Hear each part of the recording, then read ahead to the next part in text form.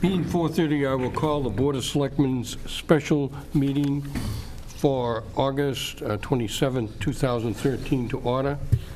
The purpose of this meeting is to take a vote regarding discipline or dismissal of Gilbert Medeiros, a member of the Liquor Licensing Commission. Per Massachusetts open meeting law, this meeting is being recorded and broadcast live, and also I've been informed that the Daily News will be recording themselves. Before we get started, I want everyone to know this is strictly a discussion between the selectmen only. I will not recognize anyone from the audience, as those who had wanted to share had that opportunity to share at the public hearing. I will not allow heckling, loud outbursts, or continued disruptive action from anyone. If need be, I will, after repeated warnings, ask that person or people to remove themselves from the meeting. If they refuse, I will recess the meeting and have them removed by the police. Pleasure of the board. Mr. Condon. Mr. Chairman, I make a motion that the Board of Selectmen remove Mr. Gilbert Medeiros from the Liquor License Commission for conduct unbecoming the office. Do we have a second? Second. There's a second. Discussion. Ed? Yeah. Well, I can disagree with the conduct unbecoming the office, I feel. I feel he was speaking as a taxpayer and a resident of the town of Salisbury. I've heard many people that hold public office speak out worse than Mr. Medeiros did. We've had Board of Health. We've had many different instances where the department heads, the whole, I mean, everybody, maybe even selectmen have spoken out. I spoke out one time. I think he got caught up in the whole thing, and he was really he was thinking about revenues for the town, his family, his taxes, the whole thing. I polled all the liquor commissioners, and him acting as a liquor commissioner, he acts very professional. He represents the town well, very well. I spoke to many of the establishments, to the managers, the owners of the establishments. There was a couple who said that he kind of comes on a little strong, but that was about it. You know, I had all good reports from just about everybody that I've spoken to, with the exception of a few members on this board, to be perfectly honest. I feel Mr. Medeiros was out of order. I do. I feel our chairman handled the situation properly by letting Mr. Medeiros speak, you know, as a resident and a taxpayer. I feel that certain selectmen didn't help the matters during the tape that I watched. I feel that what should happen would be an apology from Mr. Medeiros, and he should be able to retain his seat on the License Commission, and that would be the end of it. That's how I feel. Thank you. Mr. Condon? Mr. Chairman, as you know, I've just recently been re-elected to the Board of Selectmen, so the campaign is still fresh in my mind.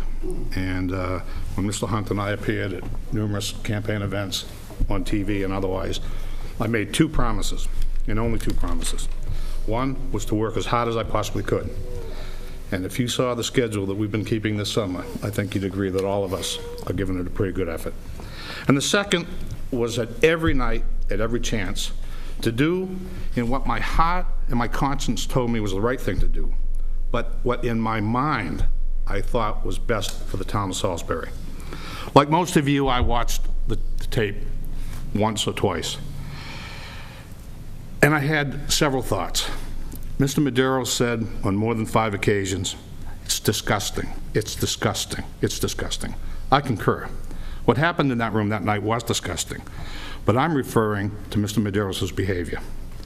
It was not only conduct unbecoming a public official, it was conduct unbecoming a mature adult. I've been on the winning side and the losing side before, and when I've lost, I've never reacted in that way. I believe that there is not a town, nor a city, nor a village, nor a hamlet in all of America that would tolerate that kind of outburst from a public official. Why should we? Because abhorrent behavior is a rule of thumb in Salisbury? Because Salisbury officials don't have to act with decorum and propriety? So it definitely concerned me. The second thing that I thought of as I watched was that Mr. Medeiros was performing this temper tantrum in front of a camera. It was being recorded, and he was berating the chief elected officials of the town of Salisbury. How would he act behind closed doors? How would he possibly act with a licensee? Because I've heard from several of them.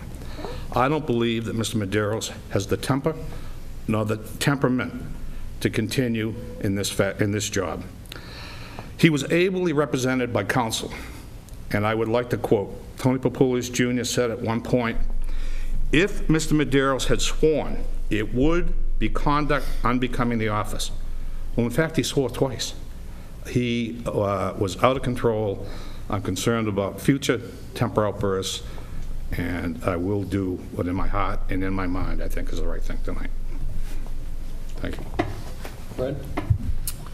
Mr. Chairman, first of all, I think Mr. Papoulias did a remarkable job in defending Mr. Medeiros and presenting the facts as I also saw what happened that night.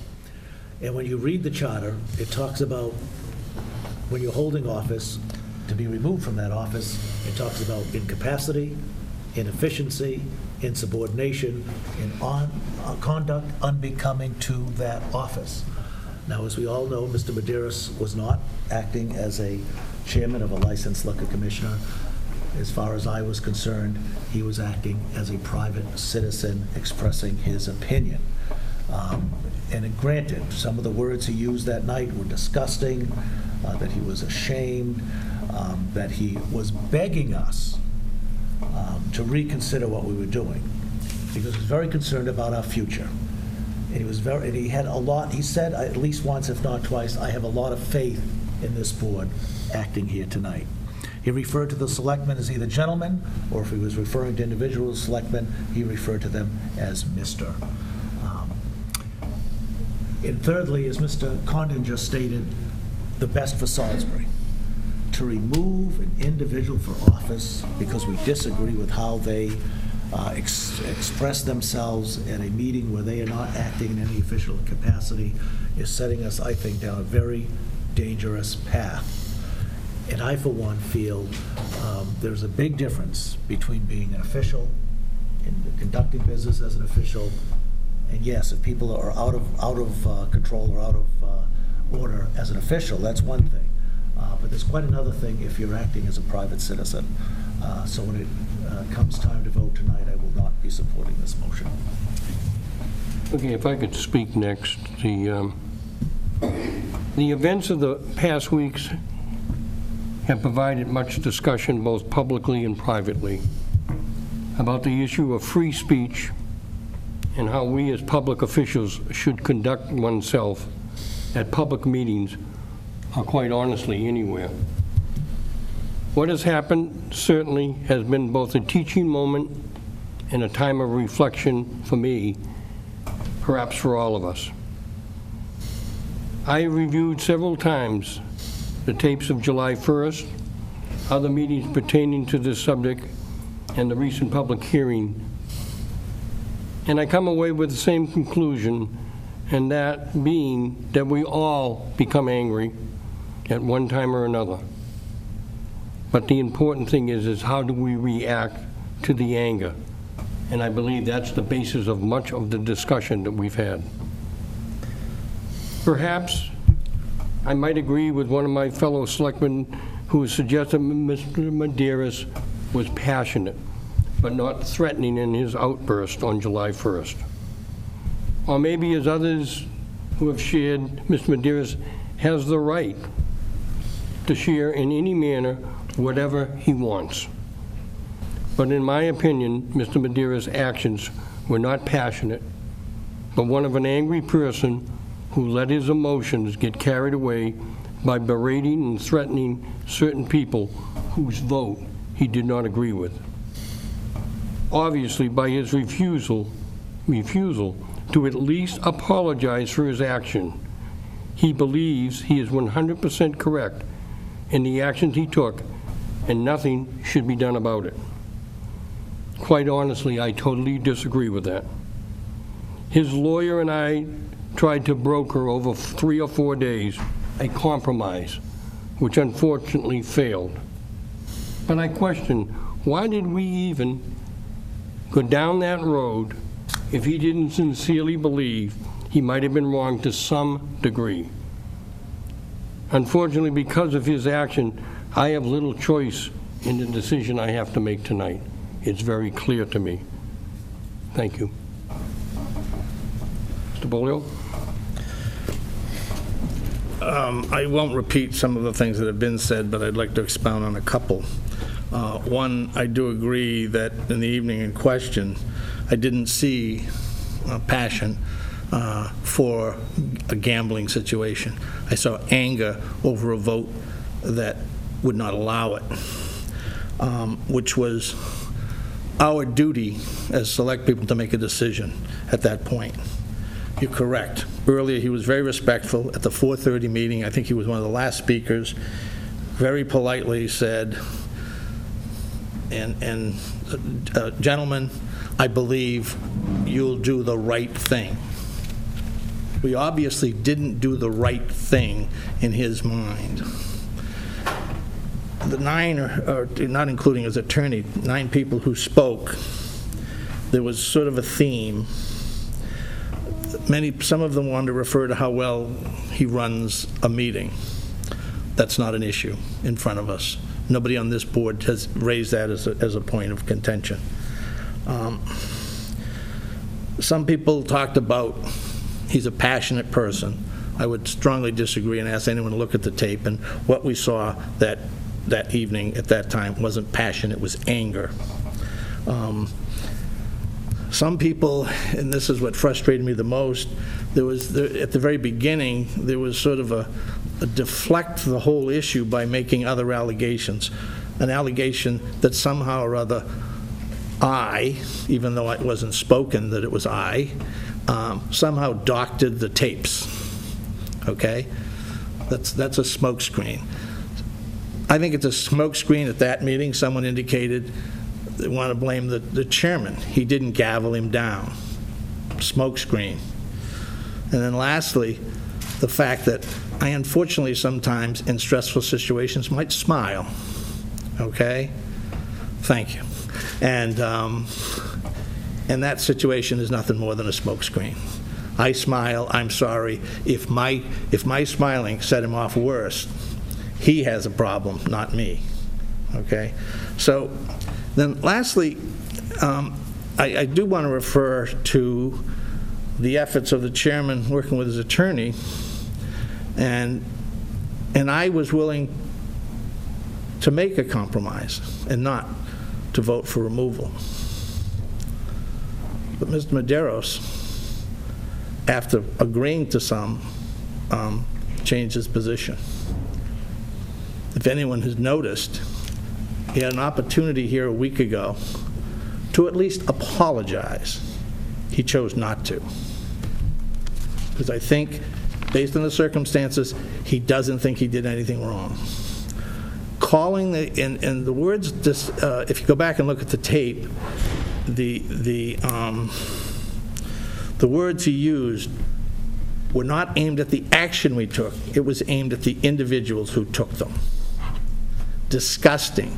You guys are disgusting. If that isn't disrespectful, I don't know what is. That's the other issue people made last week when they talked about it, that he was not disrespectful to the board. Okay? Obviously, to at least 3 people sitting up here, he was disrespectful to the board. And we're the ones that have to make that decision. Then lastly, the issue that a lot of people talk about was free speech. I just have to point out one thing, and some people say it's petty. But at the beginning of the process, Mr. Medeiros asked for records of the town, what training, whatever he received. And one of the documents he received, a copy of that he might have forgotten he got, was something to do with the open meeting law in the Commonwealth of Massachusetts and the rules and regulations which he signed for. We all know that any public meeting of a body is open to the public. We also know that our agendas have to be posted 48 hours in advance. We also know that they have to be filed with the town clerk to be posted on a bulletin board that can be seen by the public 24 hours a day, 7 days a week. We also know that at the beginning of every meeting, if there's a recording taking place, you have to announce it, make the public aware of it. Why do we know those things? Why do people who sit on boards know those? They know them because it's Massachusetts General Law, Chapter 30A, Section 20, that every board member gets a copy of, and Mr. Madero signed it. The one thing I didn't point out is Article F, which comes after the announcement at the beginning of the meeting. It says, "No person shall address a meeting of a public body without permission from the chair." I would hazard a guess that if you watch the meetings that were held here by the Liquor Commission, overseen by the chairman of that commission, you'd have seen he'd have followed that rule. You get recognized to speak, you're allowed to speak. Your freedom of speech that they kept referring to, okay, is subject to that law. Once you're recognized, you have the floor, until such time as the chairman has pointed out that he would ask you to step down or step away from the microphone. So with those factors, and since I don't think, the other thing that happened at a subsequent meeting, I don't remember which one, I was accused of being a bully, okay? I personally think that there are those out there who would like to bully or push this board into doing something other than what they feel is the right thing to do. So that just makes it more so for me to take the position that I will take on the vote that's coming up. Thank you, Mr. Chairman. Further discussion? Mr. Chairman, just because the word we had entered in negotiation was mentioned by two selectmen, I think we should point out, in all fairness to the other side, that part of that negotiation was more of an ultimatum where, A, you would agree to an apology, B, you would step down from the chair, and 3, you would take a suspension. And that was a non-negotiable part of the negotiation. So I think just to be fair to the other side, that should be pointed out. If I could comment on that. 2 of those 3 were suggested by his lawyer to us. That being a public apology and that being taking a suspension. The third one was one when he asked me what I would come back with, and that's the one I said to step down as the chairman for 1 year. I left not that. for 1 year. No, for 1 year, that was initially. We finally ended up with hopefully with an agreement where he was going to step down for 1 meeting. And that's all he was going to miss, along with a public and written apology, which he refused to do. It was an open dialogue between Mr. Papulius and myself. I had high hopes, as Mr. Papulius did, we were going to find a compromise. Unfortunately, we didn't. Further discussion? I'm going to move the question. Janet, can you read the motion back, please?